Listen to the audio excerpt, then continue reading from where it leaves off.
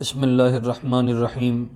الحمد للہ رب العالمین والصلاة والسلام علی سید المرسلین اما بعد اعوذ باللہ من الشیطان الرجیم بسم اللہ الرحمن الرحیم انما المؤمنون اخوۃ صدق اللہ العظیم۔ برادران مکرم، السلام علیکم ورحمۃ اللہ وبرکاتہ۔ آج جس موضوع پر گفتگو کی ضرورت محسوس ہو رہی ہے وہ یہ ہے کہ ایک طرف ارض مقدس قبلہ اول میں موجود مسلمان مائیں بہنیں بچے بوڑھے پریشانی کا شکار ہیں، اور ان پر جو طوفان بپا کیا گیا ہے، بعض جگہوں پر رات کو سوئے گھر کے تمام افراد اور اچانک سے ان پر ایسا بم برسایا کہ صبح کو جب آنکھ کھلی تو ان میں سے کوئی ایک بھی نہ بچا۔ بعض جگہوں پر ملبے تلے معصوم بچے آوازیں دیتے ہوئے نظر آتے ہیں، بعض جگہوں پر وہ بوڑھے اور ضعیف جن کی توانائی جواب دے چکی ہے وہ اپنی زندگی کی سانسیں گنتے نظر آئے۔ بعض جگہوں پر خواتین اپنے بچوں کو گود میں رکھ کر اور اس کے ساتھ ہی اپنے شوہر نامدار کو دیکھتی ہیں، مگر اپنے بچوں کو سینے سے لگاتی ہیں، اور وہ بچے، وہ معصوم پھول، وہ معصوم کلیاں جو اپنی ماں سے پہلے اپنے مالک سے جا ملے، ان پر وہ آہ و بکا کرتی ہیں، لیکن ببانگ دہل اپنے ایمان کی آواز سے اشہد ان لا الہ الا اللہ و اشہد ان محمدً عبدہ و رسولہ کی صدا لگاتی ہیں۔ گویا کہ وہ اپنے انداز میں یوں بتاتی ہیں کہ باوجود ظلم کی راتیں ہم پر ڈھا دی گئیں، باوجود بربریت کے پہاڑ ان پر توڑ دیے گئے، لیکن ان کے عزائم، ان کے نظریات، ان کی آواز، ان کا مسجد الاقصیٰ کا تحفظ کرنا، ان کا قبلہ اول سے لگاؤ و جستجو، ان کی محبت، وہ ان کے انداز سے عیاں ہو رہی ہے۔ لیکن انتہائی افسوس سے یہ بھی کہنا پڑتا ہے کہ ایک طرف وہ ہیں اور دوسری طرف ہمارے مسلمان بھائی جو عرب کی سرزمین سے تعلق رکھتے ہیں۔ یوں ہی مجموعی طور پر عالم اسلام، مسلمان ممالک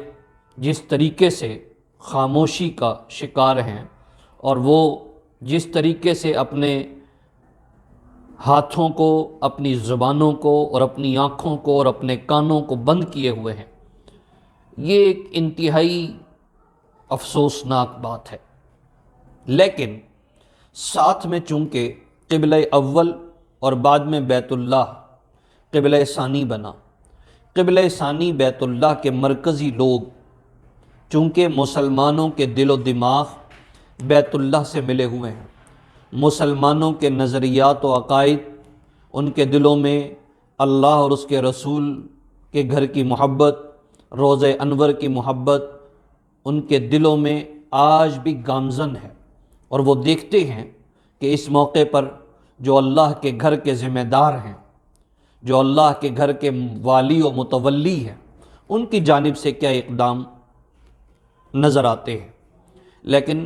ہمیں انتہائی افسوس سے کہنا پڑ رہا ہے کہ آج بھی ریاض میں سینما گھر، اللہ کے نبیوں کی دھرتی پر وہاں کے ذمہ داروں کا فحش ناچ گانوں کی، رقص و سرود کی محفلیں بنانا اور اپنے مسلمان بھائیوں کو فراموش کر دینا، یہ کوئی عقل میں آنے والی بات نہیں ہے۔ انتہائی افسوس ہے، انتہائی غم ہے، رنج ہے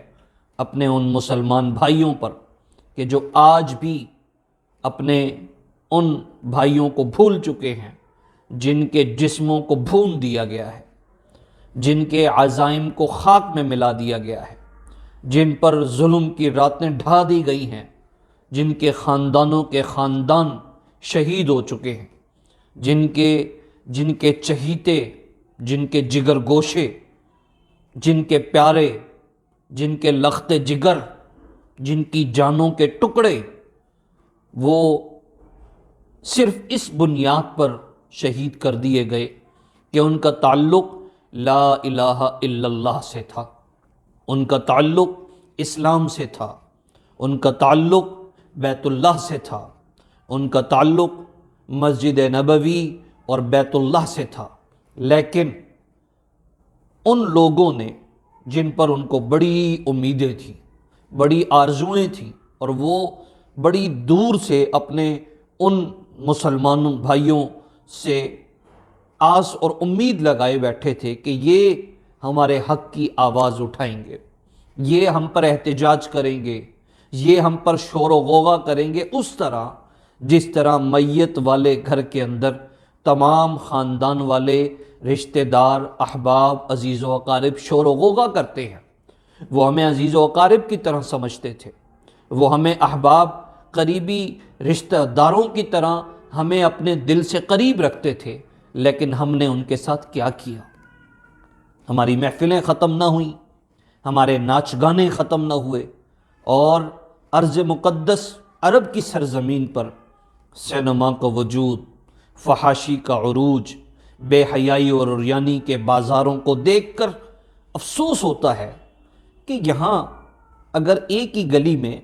اگر ایک گھر کے اندر خوشی ہو، شادی ہو، اور دوسرے گھر کے اندر میت ہو چکی ہو، تو شادی والے اپنی خوشی کے لمحات کو تاخیر کر دیتے ہیں، ان کی تاریخ آگے کر دی جاتی ہے کہ آج ہمارے پڑوس میں، آج ہمارے گلی میں، آج ہمارے قریبی جاننے والے فوت ہو گئے ہیں، ان کے گھر میں طوفان بپا ہے، ان کے اوپر غم کا پہاڑ ٹوٹا ہے، چنانچہ اخلاقی طور پر وہ اس تاریخ کو آگے کر دیتے ہیں۔ حالانکہ شادی جو کہ نبی علیہ السلام کی سنت ہے، اس کے باوجود وہ مناسب نہیں سمجھتے کہ اگر آپ کے کسی قریبی میں، آپ کے کسی گلی میں، کسی پڑوس میں، کسی ہمسائے کے گھر فوتگی ہو گئی ہو اور آپ یہاں خوشی کا جشن منا رہے ہوں۔ یوں ہی قبلہ اول میں، غزہ میں، ارض فلسطین میں مسلمانوں پر ایک ظلم نہیں، بیسیوں ظلم ڈھائے جا رہے ہیں۔ جہاں ہسپتالوں کو مسمار کر دیا جائے کہ جہاں لوگ شفا کے حصول کے لیے جاتے ہیں، جہاں داروگیر کے لیے جاتے ہیں، دوا کے لیے جاتے ہیں، جہاں ان کو ختم کر دیا جائے اور لوگ دوائیوں کے حصول کے لیے تڑپ رہے ہوں، سسک رہے ہوں، ان کے لہو بہے اور ان لہوؤں پر ان کی مرہم پٹی کرنے کے لیے کوئی جگہ میسر نہ ہو، ایسے جب ظلم کے پہاڑ توڑے جائیں اور دوسری طرف اپنے ہی بھائی، اپنے ہی تعلق والے، اپنے ہی کلمہ گو رقص و سرور کی محفلوں میں جشن بنا رہے ہوں، بے حیائی اور عریانی ہو رہی ہو، تو افسوس ہوتا ہے۔ اس لیے سعودی حکومت کو، ارباب بصیرت کو، ارباب دانا کو چاہیے کہ جو چیز ناجائز ہے سو ناجائز ہے، لیکن کم از کم اتنا تو لحاظ کیا جائے کہ گلی کے میت کی طرح، ہمسائے کے گھر میں میت کی طرح اپنی ان چیزوں کو بند کر دیے جائے، عموماً تو مستقل طور پر بند کیا جائے، لیکن اگر نہیں ہوتا تو کم از کم عارضی طور پر ہی تعلق کا اظہار تو کیا جائے کہ جو بھی ہو اپنے تو ہیں، اپنے تو ہیں، اتنا تو سوچنا چاہیے۔